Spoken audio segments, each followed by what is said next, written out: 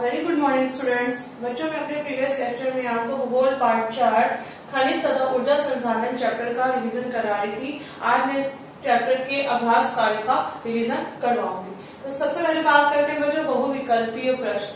तो first question है, निम्नलिखित में से कौन सा अलोह खनिज नहीं है। अलोह खनिज जैसा कि मैंने बताया जिसमें लोहे की मात्रा नहीं रहती है उसे हम अलोह खनिज कहते हैं। तो हमारा निम्नलिखित में से कौन सा अलोह खनिज नहीं है। 4 ऑप्शन है, लोहा, क्रोमेट, लेड तथा चांदी। जिसमें हमारा अलोह खनिज क्या है, लोहा हमारा अलोह खनिज नहीं है। नेक्स्ट, दुनिया में लौह अयस्क का सबसे बड़ा निर्माता हमारा कौन सा देश है, यूरोप। तो दुनिया में लौह अयस्क का सबसे बड़ा निर्माता हमारा है यूरोप। नेक्स्ट हम बात करते हैं कि दुनिया में बॉक्साइट का सबसे बड़ा निर्माता, जैसा कि मैं आपको अपने प्रीवियस लेक्चर में बता चुकी हूँ कि दुनिया में बॉक्साइट का सबसे बड़ा निर्माता हमारा ऑस्ट्रेलिया है। चट्टानों की सतह के बीच में पाया जाता है। तो कौन सी चीज चट्टानों की सतह के बीच में पाई जाती है, पेट्रोलियम चट्टानों की सतह के बीच में पाया जाता है। नेक्स्ट हमारा है बहुविकल्पीय प्रश्न, ज्वार से बनाई गई ऊर्जा कहलाती है। तो बच्चा ज्वार से बनाई गई ऊर्जा हमारे क्या कहलाती है, ज्वारीय ऊर्जा कहलाती है। तो ये हमारे क्या होगा, बहुविकल्पीय प्रश्न। अब हम बात करते हैं रिक्त स्थान भरिए। रिक्त स्थान भरिए में सबसे पहला हमारा है, खनिजों में धातु कच्चे रूप में होता है। तो किन खनिजों में धातु कच्चे रूप में होती है, धात्विक खनिजों में। तो धात्विक खनिजों में हमारी धातु क्या होती है बच्चों, कच्चे रूप में पाई जाती है। तो ये जो धातु क्या है, धातु वे कठोर पदार्थ है जिससे क्या होता है, ऊष्मा तथा विद्युत उत्पन्न होती है और ये गुणों में क्या होते हैं, चमकदार होते हैं। और धात्विक खनिजों के उदाहरण क्या है, जैसा कि मैंने आपको बताया था, लौह अयस्क, बॉक्साइट और हमारे क्या कहते हैं, मैग्नीज हमारे धात्विक खनिजों के उदाहरण हैं। तो खनिजों में धातु कच्चे रूप में पाई जाती है। किन खनिजों में धातु कच्चे रूप में पाई जाती है, धात्विक खनिजों में। नेक्स्ट है, पृथ्वी की सतह में दबी चट्टानों को निकालने की प्रक्रिया क्या कहलाती है। जैसा कि मैं बता चुकी हूँ कि पृथ्वी की सतह में दबी चट्टानों को निकालने की प्रक्रिया खनन कहलाती है। खनन मतलब होता है बच्चों माइनिंग। नेक्स्ट है, दुनिया का सबसे बड़ा लौह अयस्क निर्माता है। तो दुनिया का सबसे बड़ा लौह अयस्क निर्माता हमारा यूरोप देश है। पृथ्वी से प्राप्त ऊर्जा कहलाती है। पृथ्वी से हमारी प्राप्त ऊर्जा तापीय ऊर्जा कहलाती है।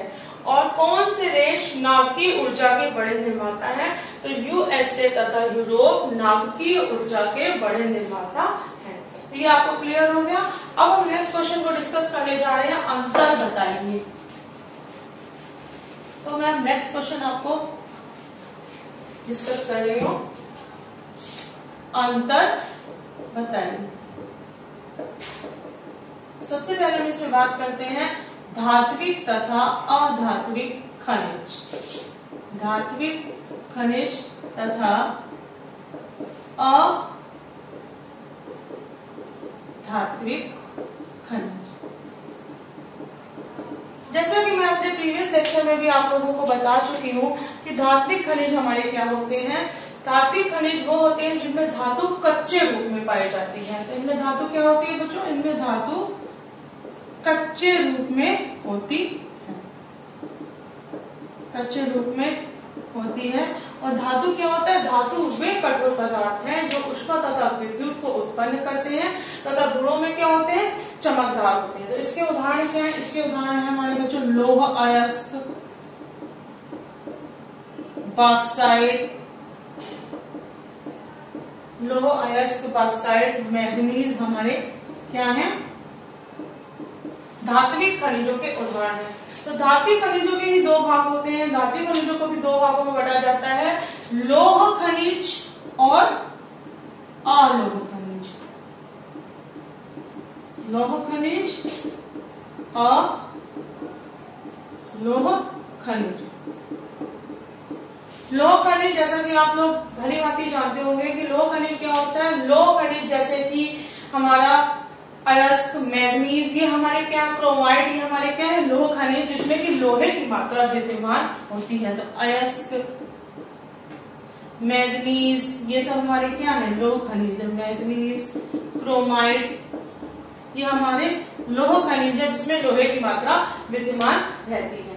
नेक्स्ट हमारा आता है अलोह खनिज। तो अलोह खनिज क्या होता है बच्चों, जैसा कि नाम से स्पष्ट है, अलोह खनिज में हमारी लोहे की मात्रा विद्यमान नहीं रहती है, कि जैसे हमारा चांदी, सोना,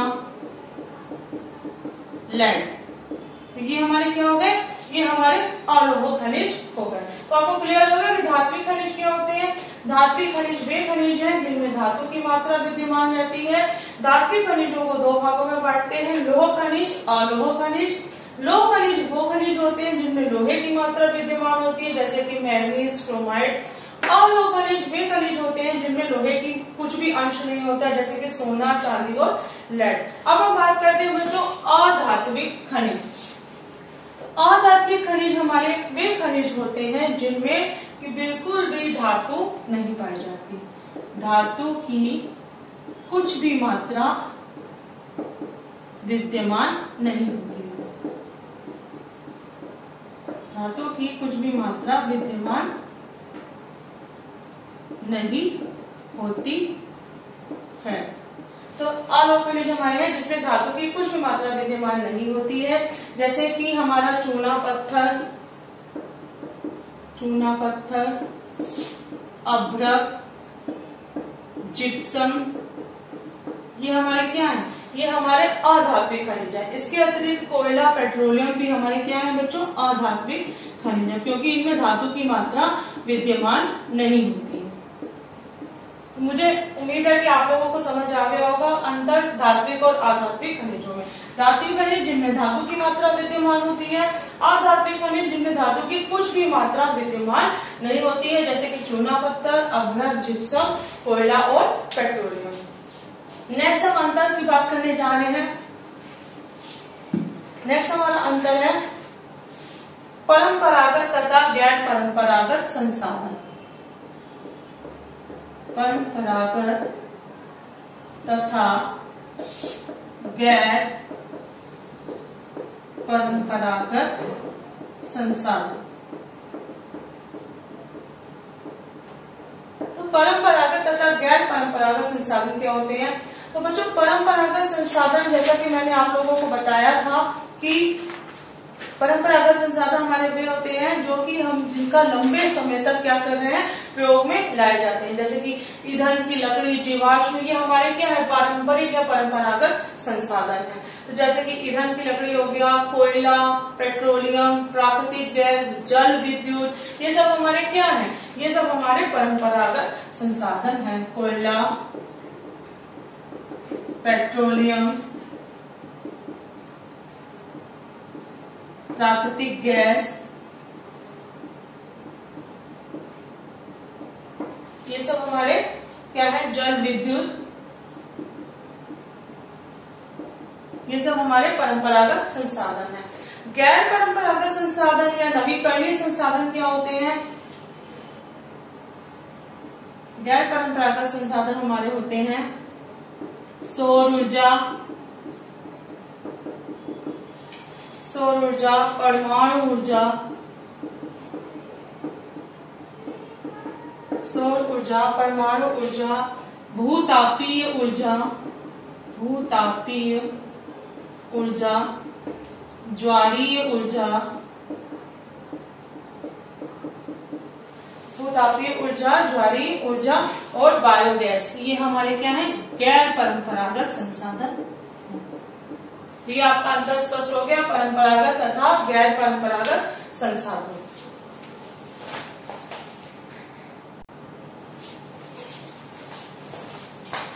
अब हम जो बात करते हैं नेक्स्ट क्वेश्चन के बारे में, खनिज निकालने की प्रक्रिया का वर्णन कीजिए। तो खनिज निकालने की प्रक्रिया, जैसा कि मैं आपको बता चुकी हूँ कि पृथ्वी की सतह में दबी चट्टानों में से खनिज निकालने की प्रक्रिया को हम क्या कहते हैं, खनन कहते हैं। तो ये खनिज निकालने की प्रक्रिया है खनन, उत्खनन। खनन के भी दो भाग होते हैं, विवृत खनन, कुपिकी खनन। अब हम बात करते हैं खनन। खनन क्या होता है, यानी माइनिंग। तो पृथ्वी की सतह में दबी चट्टानों में से खनिज निकालने की प्रक्रिया को खनन कहते हैं। तो इसमें क्या कहते हैं, वे खनिज जो कम गहराई में होते हैं उन्हें सतह की परत हटाकर निकाल लिया जाता है। तो इसे हम लोग क्या कहते हैं, विवृत खनन कहते हैं या ओपन कास्ट माइनिंग कहते हैं। तो जो खनिज क्या बच्चों हमारे कम गहराई में होते हैं, जो खनिज कम गहराई में होते हैं उन्हें क्या किया जाता है, उन्हें ऊपर की परत हटाकर निकाल लिया जाता है। तो जिसे हम लोग विवृत खनन कहते हैं या कुपकी खनन कहते हैं, विवृत खनन कहते हैं या ओपन कास्ट माइनिंग कहते हैं। कुपकी खनन क्या होता है, जब बहुत ही जो खनिज बहुत गहराई में स्थित होते हैं तो उन्हें क्या किया जाता है, उन्हें हम लोग गहरे कुएं खोदकर निकालते हैं। तो जिसे हम लोग क्या कहते हैं, कुपकी खनन कहते हैं। जैसे कि पेट्रोलियम और प्राकृतिक गैस, पेट्रोलियम प्राकृतिक गैस। Is it clear? खनन क्या होता है, पृथ्वी की सतह में दबी चट्टानों में से खनिज निकालने की प्रक्रिया खनन कहलाती है। खनन के दो भाग है, विवृत कुपकी। तो अब हम बात करते हैं कि जो कुछ खनिज कैसे होते हैं जो आसानी से पृथ्वी की सतह के समीप होते हैं, जो आसानी से निकाल लिए जाते हैं, उन्हें हम लोग क्या कहते हैं, उन्हें हम लोग उत्खनन कहते हैं। तो ये हमारे खनिज निकालने की प्रक्रिया होगी। अब हम बात करते हैं किन्हीं दो गैर परंपरागत संसाधनों का वर्णन कीजिए। तो किन्हीं दो गैर परंपरागत संसाधन हमारे कौन से हैं उसके बारे में हम बात करने जा रहे हैं। सबसे पहले हमारा आता है सौर ऊर्जा।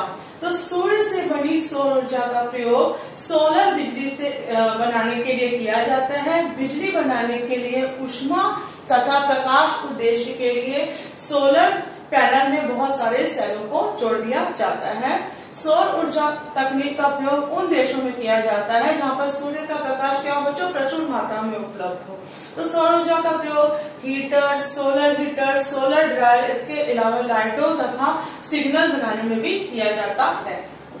दूसरा हमारा गैर परंपरागत संसाधन है बायोगैस। तो रासायनिक अवशिष्ट जैसे कि मृत पौधे, पशुओं के गोबर, रसोई के कचरे को परिवर्तित करके जो ईंधन बनाया जाता है उसे हम लोग क्या कहते हैं, उसे हम लोग बायोगैस कहते हैं। बायोगैस को परिवर्तित करने वाला रासायनिक अवशिष्ट जो होता है एक प्रकार का क्या होता है, मेथेन तथा कार्बन डाइऑक्साइड का मिश्रण होता है। तो ये बायोगैस को जो परिवर्तित करने वाला जो रासायनिक अवशिष्ट होता है उसको हम लोग क्या कहते हैं, मीथेन या कार्बन डाइऑक्साइड बोलते हैं। बायोगैस खाना पकाने, प्रकाश तथा रासायनिक खाद बनाने में सबसे अच्छा ईंधन माना जाता है। तो ये हमारे क्या हो गए, ये हमारे दो परंपरागत संसाधन हो गए, सौर ऊर्जा और बायोगैस। नेक्स्ट हम क्वेश्चन की बात करते हैं, किन्हीं तीन परंपरागत संसाधनों का वर्णन कीजिए। तो परंपरागत संसाधन सबसे पहले हमारे आते हैं बच्चों ईंधन की लकड़ी, जिसका प्रयोग खाना बनाने तथा गर्म करने में किया जाता है। नेक्स्ट हमारा आता है कोयला। तो यह प्रचुर मात्रा में पाया जाने वाला जीवाश्म है। इसका प्रयोग घरेलू ईंधन उद्योगों में, लोहा तथा स्टील में, भाप तथा बिजली बनाने में किया जाता है। और कोयले के मुख्य निर्माता क्या है, चीन, जर्मनी, अमेरिका, दक्षिण अमेरिका तथा फ्रांस है। कोयले का निर्माण झारखंड, भारत में झारखंड में रानीगंज, झरिया तथा बोकारो, धनबाद में किया जाता है। नेक्स्ट हमारा आता है परंपरागत संसाधन पेट्रोलियम, जिसको कि हम लोग काला सोना भी कहते हैं। यह चट्टानों की परतों के बीच में पाया जाता है और इसको कुओं में इसको ड्रिल के द्वारा निकाला जाता है। इसके पश्चात इसे रिफाइनरी में कच्चे माल की प्रक्रिया के लिए भेज दिया जाता है, जिसमें तेल की क्या हो जाती है, अलग अलग किस्में निकल के सामने आती हैं, जैसे कि मिट्टी का तेल, प्लास्टिक, लुब्रिकेट्स, ये सब हमारी क्या है, तेल की अलग अलग किस्में हैं। पेट्रोलियम उत्पादन में प्रमुख देश है हमारे ईरान, इराक, सऊदी अरब, कुवैत। इसके अलावा भारत में हमारे इसके मुख्य उत्पादक देश हैं डिगबोई, मुंबई में बॉम्बे तथा कृष्णा गोदावरी नदी के डेल्टा मुख्य राज्य हैं, इसके शहर हैं। अब हम बात करते हैं, ये हमारे क्या हो गए, किन्हीं तीन परंपरागत संसाधन हो गए, ईंधन की लकड़ी, कोयला तथा पेट्रोलियम। नेक्स्ट हम क्वेश्चन की बात करते हैं, खनिजों का क्या उपयोग है। तो जैसा कि बच्चों मैं आप लोगों को बता चुकी हूँ कि खनिजों का उपयोग कई उद्योगों में किया जाता है। जहाजों के लिए इस्तेमाल किए जाने वाले खनिज सामान्यतः ठोस होते हैं, तो इनसे अलग अलग आभूषणों का निर्माण होता है। तांबे का प्रयोग सभी प्रकार के सिक्कों से लेकर पाइप बनाने में किया जाता है। क्वार्टज से प्राप्त सिलिकॉन का प्रयोग कंप्यूटर उद्योग में किया जाता है। और हमारा बॉक्साइट का प्रयोग ऑटोमोबाइल तथा इमारतें तथा रसोई के बर्तन बनाने में किया जाता है। तो खनिजों का बहुत उपयोग है, इसीलिए हम लोग को खनिजों को संरक्षित करना बहुत ज्यादा जरूरी है। तो मुझे उम्मीद है कि आपको आज का जो रिवीजन मैंने कराया है आपको समझ आ गया होगा। Now that's all for today.